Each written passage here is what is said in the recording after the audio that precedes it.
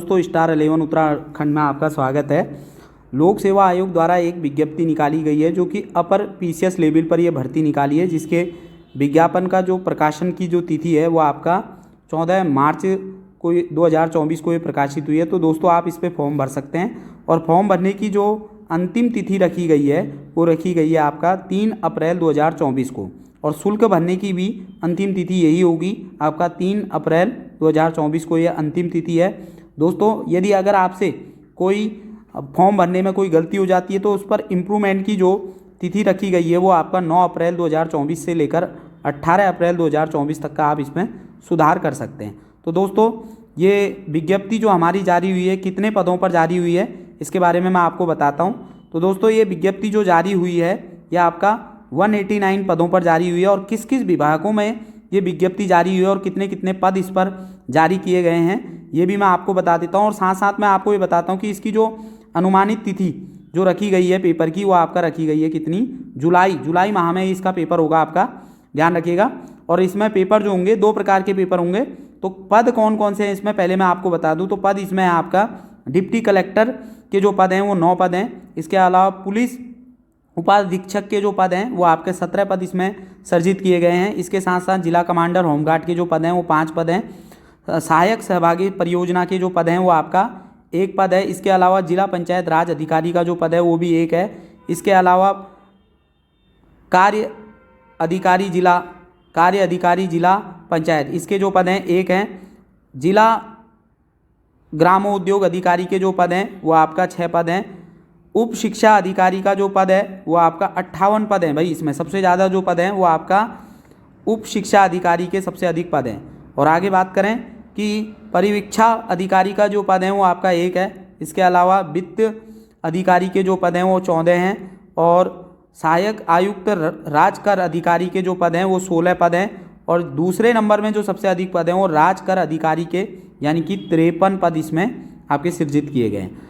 और इसके अलावा भाई सहायक नगर आयुक्त अधिशासी अधिकारी के जो पद आपके इसमें नियुक्त किए गए हैं वो आपका 7 पद नियुक्त किए गए हैं। तो दोस्तों कुल मिला के ये जो आपके पद हैं वो आपका 189 पदों पर ये विज्ञप्ति जारी की गई है।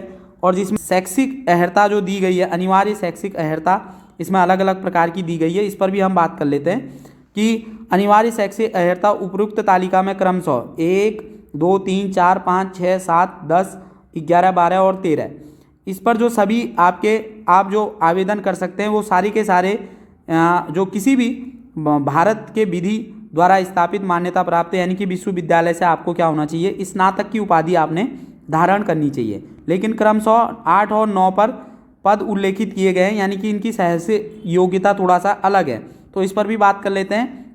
उप शिक्षा अधिकारी के पद पर आपका भारत में विधि द्वारा स्थापित किसी भी विश्वविद्यालय पर स्नातक उपाधि यानी कि दोस्तों इसमें आपका पोस्ट ग्रेजुएशन मांगा गया है। आप किसी भी विषय से क्या होने चाहिए, पोस्ट ग्रेजुएशन होने चाहिए। इसके अलावा जो दूसरा पद आपका परिवीक्षा अधिकारी का जो है इस पर भारत में विधि द्वारा स्थापित किसी विश्वविद्यालय या विश्वविद्यालय में विभिन्न किसी ऐसी संस्था जिसमें विधि के अधीन विश्वविद्यालय के रूप में मान्यता घोषित किया गया हो, केंद्रीय सरकार द्वारा मान्यता प्राप्त किसी विदेशी विश्वविद्यालय से समाजशास्त्र या अनुप्रयुक्त समाजशास्त्र या सामाजिक कार्य में स्नातकोत्तर। तो दोस्तों इसमें समाजशास्त्र हो गया और आपका सामाजिक कार्यों में आपको स्नातक होना बहुत ज़रूरी होगा। कुछ आपका अधिमानी अहर्ता भी इसमें दी गई हैं, तो इनको आप देख लीजिएगा कि अधिमानी अहर्ता इसमें क्या क्या दी गई हैं। तो अधिमानी अहर्ता जो है इसमें एनसीसी को लेकर बी और सी सर्टिफिकेट को लेकर ये बातें की गई हैं। और कुछ हमारी जो पोस्ट हैं जिनमें आपका क्या दिया गया है, फिजिकल भी है जिसमें आपका कुछ लंबाई मांगी गई है अभ्यर्थियों की, जिसमें जो आपका पुलिस उपाधीक्षक के पद हैं इसमें जो सामान्य वर्ग के लिए लंबाई मांगी गई है 167.7 मांगी गई है। और महिलाओं के लिए 152, अनुसूचित जनजातियों के लिए जो है 160 और महिलाओं के लिए 147, पर्वतियों के लिए 162.6 और जबकि महिलाओं के लिए 147। सीने की माप भी इसमें दी गई है। और इसके साथ साथ जो अन्य पद इसमें आए हैं जिला कमांडेंट होमगार्ड के पद जो इसमें हैं, इसमें पुरुष अभ्यर्थियों के लिए जो लंबाई मांगी गई है वो 165 है और महिलाओं के लिए 150, ठीक है। और उत्तराखंड के अभ्यर्थियों के लिए मात्र इसमें जो मांगी गई है वो 160 सेंटीमीटर ही मांगी गई है जो उत्तराखंड के अभ्यर्थी हैं। तो इसमें कोई भी आवेदन इसमें कर सकता है उत्तराखंड के अभ्यर्थियों में। आगे अगर हम बात करें तो ये सारी की सारी उम्र सीमा की बात करें तो दोस्तों उम्र सीमा इसमें 21 से 42 वर्ष मांगी गई है। कितने? 21 से 42 वर्ष इसमें मांगी गई है और सभी के सभी ग्रेजुएशन और पोस्ट ग्रेजुएशन से ये आपका भर्ती है।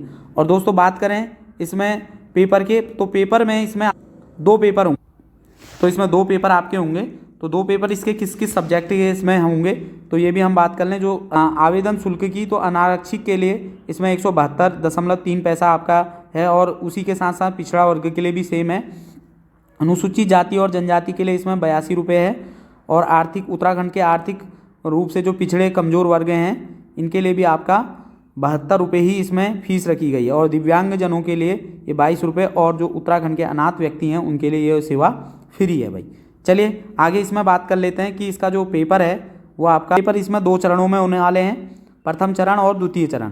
प्रथम चरण में अगर हम बात करें तो सामान्य ज्ञान है इसमें आपका 150 नंबर का जो 2 घंटे का होगा और दूसरा जो प्रश्न पत्र होगा वो आपका सामान्य बुद्धि यानी कि कुल मिला के रीजनिंग। तो रीजनिंग भी आपका इसमें जो है 100 नंबर की है जिसमें प्रत्येक प्रश्न जो है आपका 1.5 अंक का होगा। और दोस्तों इसमें ध्यान रखिएगा जो कुल आपकी जो मेरिट बनने वाली है वो आपका जीएस के पेपर से ही बनेगी, ठीक है, जीएस के पेपर के आधार पर ही बनेगी। और जो रीजनिंग इसमें है वो मात्र क्वालिफाई नेचर की है यानी कि 33 नंबर की रीजनिंग आपको इसमें आनी चाहिए भाई।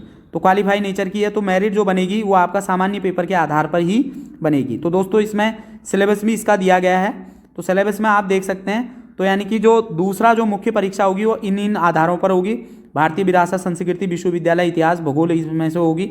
और इसके साथ साथ आपका शासन व्यवस्था, संविधान शासन प्रणाली, सामाजिक अन्य अंतर्राष्ट्रीय संबंधों, तो ये सारे का सारा आपका जो अन्य 8 पेपर होंगे वो इससे संबंधित होंगे। बात करें हम कि जो प्रथम पेपर होगा, प्रथम पेपर का आपका जो 150 अंक का जो सिलेबस है वो आपका ये दे रखा है। आप टेलीग्राम से मेरे ले सकते हैं, ये PDF डाउनलोड करके इसे निकाल सकते हैं, देख सकते हैं कि इसमें किस किस प्रकार का सिलेबस दिया गया है। तो ये सारे का सारा इसमें सिलेबस दिया गया है प्री परीक्षा का। और इसमें जो दूसरी जो मुख्य परीक्षा का सिलेबस इसमें यह है और इसके अलावा जो अन्य परीक्षाओं का भी सिलेबस इसमें दिया गया है, तो आप इसमें देख सकते हैं। तो जल्दी से आप सभी लोग इसमें आवेदन कर दीजिए। धन्यवाद।